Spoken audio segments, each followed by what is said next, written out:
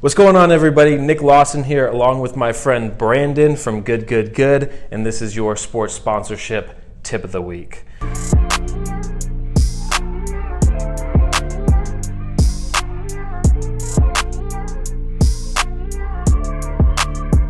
So this week, I brought in a guest, Branden from GoodGoodGood. We work together at the same WeWork Labs location.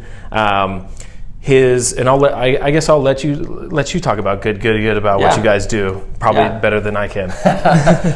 We are a media company focused on the good in the world. We reach a community of millennials, mostly 25 to 35, across the U.S. who care about moving the needle for good and celebrating folks and brands who are making a difference in the world. And so we've spent a lot of time with working with and partnering with different brands and nonprofits who want to tell the story of the impact that they're making.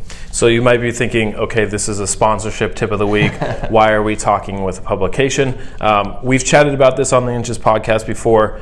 Community charity bucket, getting sponsors to be able to part dollars with their community budget into our packages is a huge thing. So the question I'll throw over to you, and this will be the tip of the week, is as you are chatting with brands out there for your publication, what are you noticing is the most important thing they're looking for when buying, whether it's print advertisement, digital advertisement toward those? Yeah, well, the first thing I'll say is in 2019, more than 200 CEOs of the top companies, talking Apple, Pepsi, things like that, came together and said, hey, profit isn't the only thing that we're striving for. We live in a world where that's not the only thing that we should be focusing on. We also need to be focusing on the impact on people and the planet with everything we do. And it kind of gave cover fire for a lot of other brands to be able to focus more on making a difference with what they do.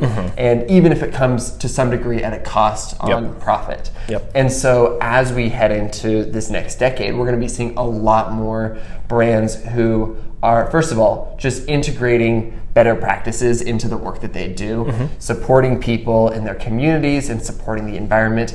And what we're going to see is we're going to see marketing teams who are going to use that for marketing, which is great because we're living in a time where consumers like myself really care about supporting a brand that moves the needle for good. And when I'm in the store, I will always, and if I've got two identical products, I'll always choose the one that I know is making a difference. And so in the world of sponsorship, I think that there's a really good opportunity to step into that, especially knowing that millennials, as they increase in their buying power, really do prioritize that time after time.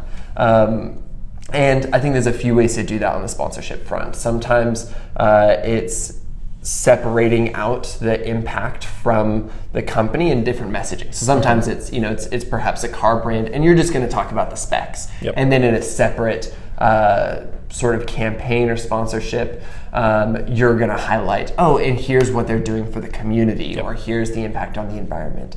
Sometimes it's combining both of those things at once. It's Adidas focusing on the fact that they've got this amazing new Ultra Boost that's made with ocean plastic. Like that's the cool, unique benefit. And so I think that it's a little different for everybody. And then the other times, sometimes you want to see the brand step into the background and really push their nonprofit partner into the foreground. I just had a partnership with Jiffy Lube where they wanted to focus on the fact that they are powering amazing community leaders who are using their car for good. People who are driving Meals on Wheels or driving elderly or disabled passengers around as volunteers. And Jiffy Lube wants to support that and just be seen as somebody who's who believes in the power of using your car for good. And so as a part of that sponsorship, they were completely in the background.